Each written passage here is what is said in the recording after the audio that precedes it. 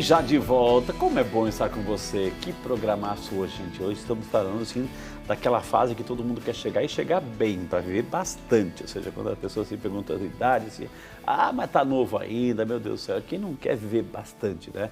Como cuidar melhor aí da saúde nessa melhor fase da vida, terceira idade, que vem acompanhado também com alguns ajustes que precisam ser feitos. Por isso que o Vídeo de Saúde hoje trouxe aqui um médico geriatra, o Dr. Fábio Rainha Lopes, conhecido Dr. Rainha, viu? E o Dr. Rafael de Miranda Ferreira, o médico, ele é fisioterapeuta. E o assunto hoje é como cuidar bem dos idosos. Mas antes disso, eu quero saber, Dr. Fábio, quem são aqui, ó, né? Quem é o senhor Delmo e a dona Jerusa? Ah, meus pais. Eles estão assistindo, não? Estão assistindo. Um abraço para eles, Delmo, Jerusa, minhas irmãs, Camila e Elisa. E as crianças, né? Deixa eu falar aqui. Então, aqui, ó. E quem é Carol, Manuela, Rafaela e o Miguelzinho? Ah, Carol, minha esposa amada, tá sempre me acompanhando. E as crianças, né? A Manuzinha, a Manuela, a Rafaela e o Miguelzinho. Pode mandar um beijo para eles. Estão assistindo. Beijo, Rafinha. Beijo, Manu. Beijo, Miguel. Nascido do papai. Parabéns aí, família, viu? Seu Delmo e dona Jerusa. Parabéns, Carol, aí. Que Deus abençoe, viu? E então aqui, vamos lá. Quem é também a dona Bia e o seu Roberto, Rafael? São os meus pais também que estão acompanhando aí esse programa. E a gente tem uma notícia inédita aqui, gente. Quem é a Pamela, Olívia e Amelie? Pamela também, minha companheira, que me ajuda em tudo aí. A Olívia e a Amelie, minhas duas meninas. E parece que está vindo novidade por aí, é? Tá vindo mais um aí. Olha que maravilha. Ainda Parabéns, Pamela. Que Deus abençoe, viu? Tá vindo aí. Uma linda gestação. Que Deus abençoe. Parabéns pelas famílias aí. Muito obrigado por ceder aqui no Vídeo de Saúde, para que eles possam assim, ensinar a gente aí a como cuidar mais e melhor. Doutor, estão chegando perguntas aqui. A dona Maria Luísa Fagundes Marim, de Itatiba, São Paulo. Obrigado, dona Maria, que Deus abençoe. Ela é uma idosa de 70 anos com essa incontinência. Pode explicar mais sobre essa incontinência fetal, doutor? Existe isso? Fecal. Deve ser incontinência fecal. Né? É a dona Maria Luísa, né?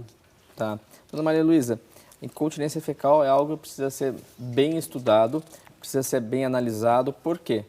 Doenças do plexo nervoso, da região ali do reto, podem provocar essa incontinência fecal. É importante a avaliação aí com o coloprocto para entender essa incontinência ou a continência do que está acontecendo com esse esfíncter, o que está ocasionando isso. Você pode ter uma doença infiltrativa em reto que possa estar provocando essa incontinência fecal, porque quando é fecal exclusivamente tem que analisar isso. Entendi. Viu como vale a pena perguntar? A nossa amiga dona Etelvina Maria da Conceição de Campinas, aqui em São Paulo, pertinho da gente, ela está parabenizando o Frei Rinaldo e os doutores pelo belíssimo programa. Ela falou assim que eu sou uma novinha de 75 anos. Olha que lindo, né? Oh. Deus abençoe, viu? O Luiz Guilherme Bom, também de Campinas, agora, doutor Rafael.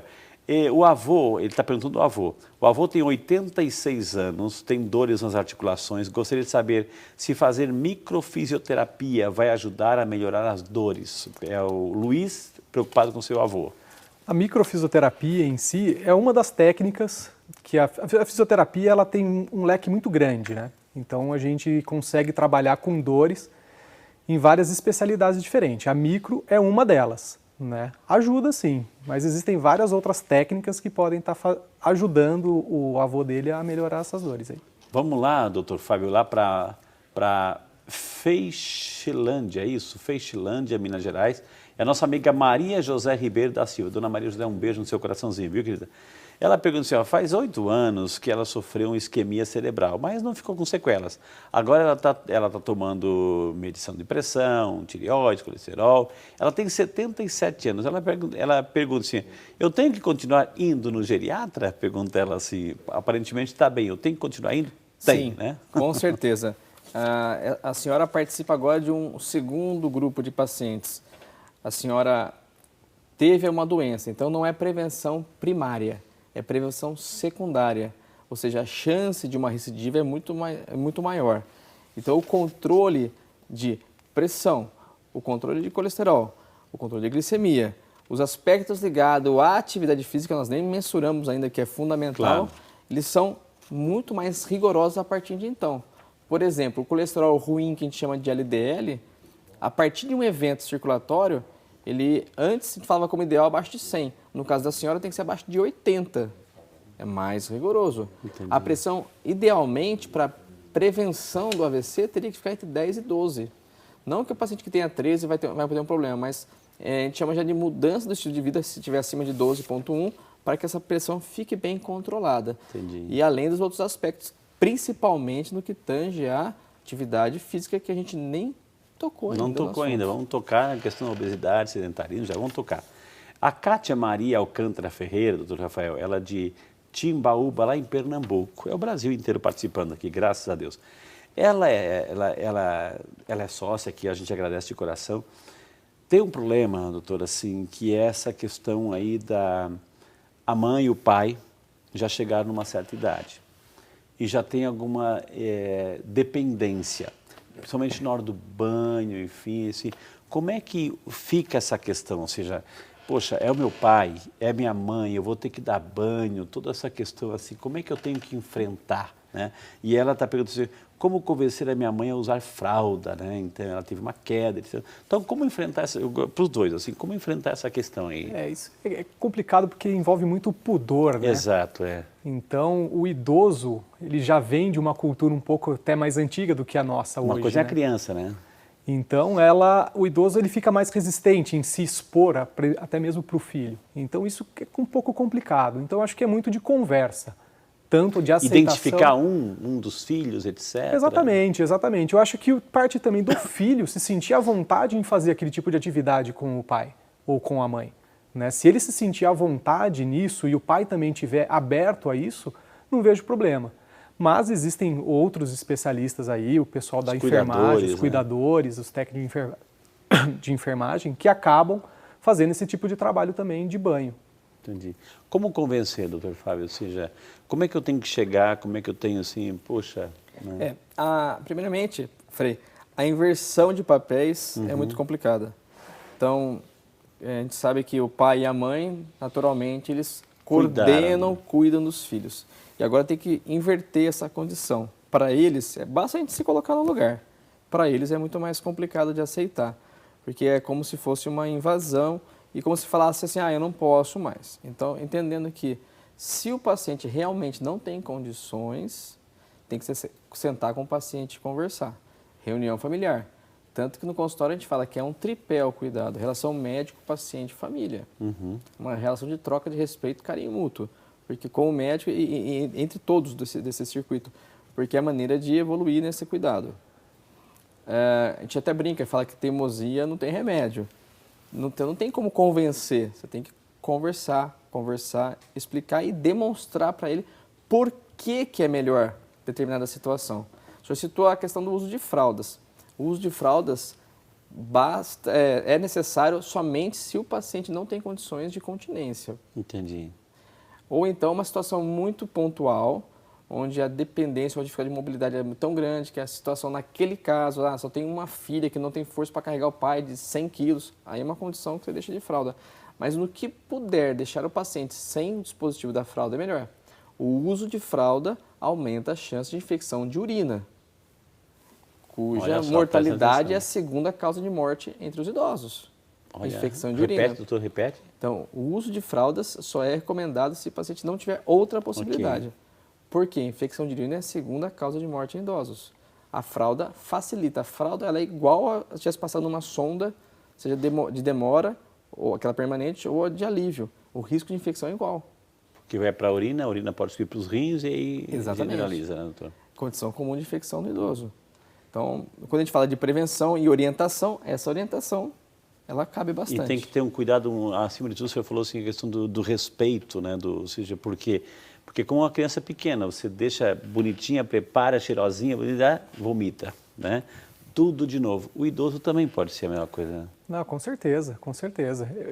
É que nem o Dr. Fábio estava falando, inverte, né? Exato. Inverte. Então, o filho passa a cuidar desse pai, né? Então, isso vai muito de aceitação e não é tão simples para um filho cuidar de um pai. E uma pessoa, doutor Rafael, que está muito tempo assim acamada, né?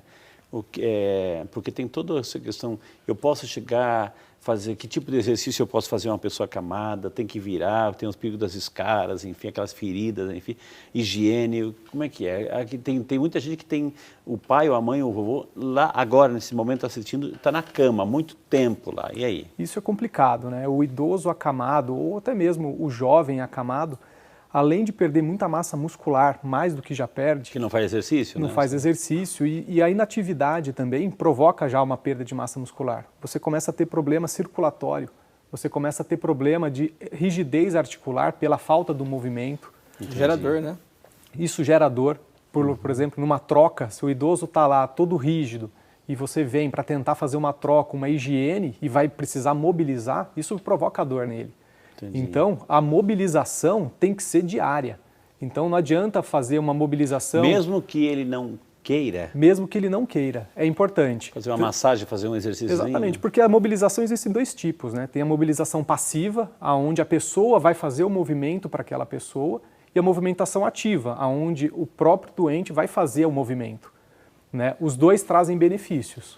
Existe talvez uma orientação em relação ao colchão? Tem que dar orientação nesse sentido ou não? O colchão, sim. É importante ter um colchão aí de caixa de ovo, ou um colchão d'água, ou existem alguns colchões pneumáticos onde ele vai mudando e mudando a pressão embaixo desse idoso que está acamado. Isso ajuda a prevenir lesões, como as úlceras de pressão. Entendi. Né, que podem infectar e podem provocar um quadro de infecção generalizada também. Esse quadro, Frei, só complementando, é assim, nesse quesito que o Rafa está determinando aqui para nós estamos tratando de pacientes com perda de autonomia. Então, aquilo que a gente não quer que aconteça. Então, esse já é um paciente com estado deteriorado, onde ele precisa de alguém para fazer as funções básicas que ele já não consegue mais.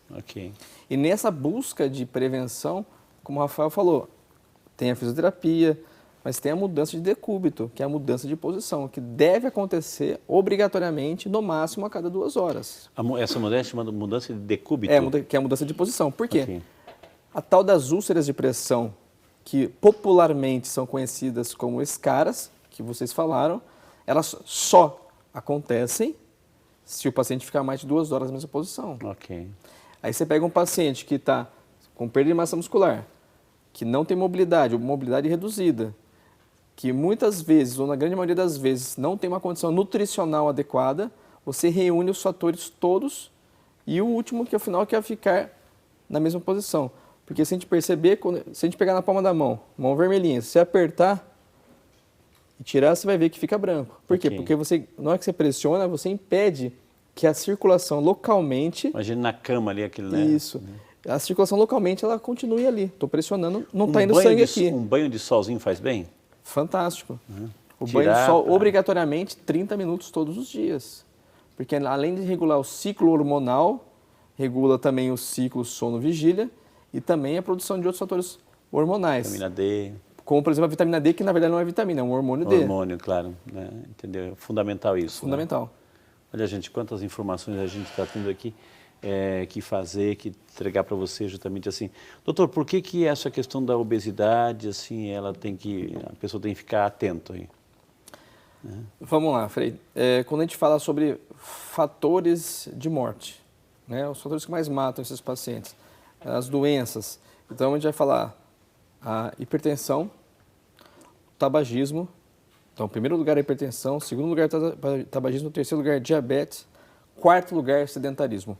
Então, por enquanto, eu nem citei o tal de colesterol, que todo mundo fica preocupado. Não estou dizendo que não tem preocupação. Mas o sedentarismo é um fator que é modificável e que muda o curso de evolução das pessoas, porque a atividade física faz com que a pessoa controle a pressão, controle a diabetes, e o cara que faz atividade física regular, ele não consegue compatibilizar fumo com não combina. E aí, nesse contexto todo, você consegue controlar, inclusive, o peso, porque a atividade física melhora sexo, sono, humor, disposição, aparelho locomotor, massa óssea, massa magra, que é o músculo que o Rafael vai tratar. Então, a gente precisa desse contexto todo. Então, no contexto de massa gorda e massa magra, gordura e músculo, a atividade física vem de encontro. Isso é fundamental, né, de questão dizendo assim, porque não tem outro jeito. Eu já entrevistei tantos médicos aqui. Eu pessoalmente, assim, não tenho esse prazer de fazer exercício, né? A gente cuida de tanta coisa, assim. Aí a gente justifica com ritmo, com tempo, com prioridade, etc., um monte de coisa. Mas não tem jeito. Ou passa pela atividade física para você, né, começar a medir a tua longevidade, o quanto que você quer viver, vai ter que passar. Porque às vezes a gente se fia muito em remédio, que vai substituir aquilo que é a nossa atividade física. E não é isso. O remédio vai fazer sim efeito dele, mas com atividade física, né? Exato. Pode até reduzir ou fazer mais efeito. Exatamente. No consultório, os pacientes, por hábito, assim, eles querem ir até lá e que a gente dê uma prescrição de algo que ele vai tomar e vai fazer tudo que tem que ser feito no corpo dele. Para ele não fazer a parte Exatamente. É dele. como uma pessoa que quer ir lá e quer emagrecer, mas não quer largar o prato de macarrão. Estou citando um exemplo. Mas no processo de longevidade, não tem como você falar de qualidade de vida no futuro sem passar pela atividade física. Qualidade de vida, o que é? Ser feliz. Ok, felicidade é um negócio individual, é subjetivo. Só que para você ser feliz, você tem que ter um mínimo de autonomia. E para ter autonomia, você precisa de ter massa muscular. Para poder se locomover, para poder ser força, funcional, energia. Para ser funcional, aquela história que nós falamos lá atrás. Então, passa-se obrigatoriamente pela atividade física. Passa-se... a outra coisa importante que o senhor falou aqui, estava tentando lembrar, que é a prescrição de remédios. Envelhecer não é tomar remédio. É quanto menos medicação, melhor. O que é considerado polifarmácia? Tomar mais do que 3 medicações por dia. Isso é um diagnóstico. Igual falar sobre hipertensão, diabetes. Eu posso me esconder aqui, doutor? Posso me esconder aqui? Ninguém vai falar aqui que não vai comer uma picanha maravilhosa, uma lasanha maravilhosa, mas não é isso. Mas o negócio é, a gente tem que ter... A orientação principal hoje em dia, que eu falo para os pacientes no consultório. Dieta para emagrecer, dieta para colesterol. Antigamente era assim, quando eu estava na graduação ainda, o senhor precisa de dieta para hipertensão, eu puxava a gaveta, hipertensão, tá aqui. Não, o seu de diabetes, peraí. Da diabetes. Tudo isso é exercício, gente. O que a gente precisa entender é dieta saudável, que é boa para mim e para todos nós. E em complementação, atividade física. E essa questão da atividade física mesmo, que nem o senhor falou, eu não gosto de fazer atividade física, é o que a gente mais escuta. E não existe a atividade física correta, a certa, a melhor. Não existe. A melhor atividade física é a que você se sente melhor em fazer. Porque você precisa ter prazer caminhada em fazer. Eu gosto de fazer. Não importa qual atividade, você vai fazer caminhada, corrida, nadar. Às vezes você fala assim, não, a natação é o melhor. A pessoa não tem medo de água. Então a pessoa não vai nadar. Então você tem que deixar livre para a pessoa escolher o que ela tem que fazer, o que ela gostaria de fazer.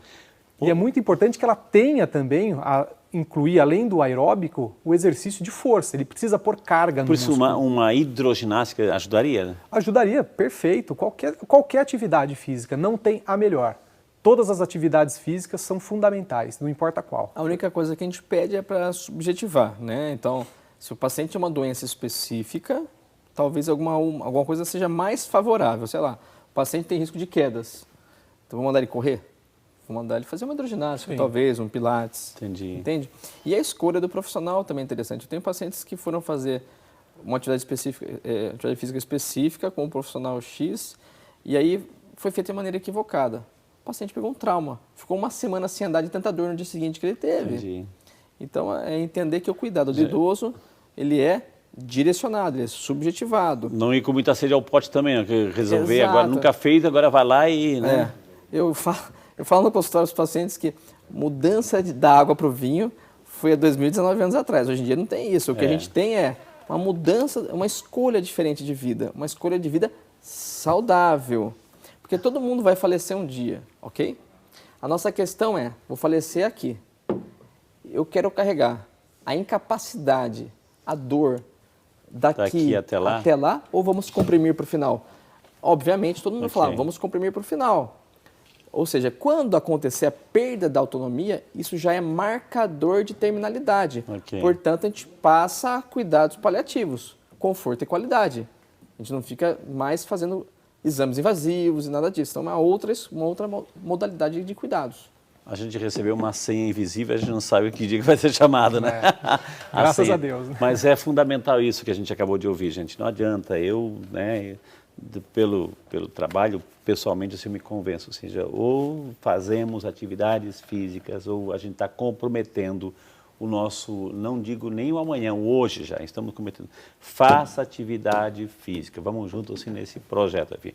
Vou chamar o intervalo, na sequência temos mais ainda 2 blocos para tratar aqui com o doutor Fábio, o doutor Rafael, e a gente tem muita informação para você. Vai ligando, vai participando, a gente volta já só para você.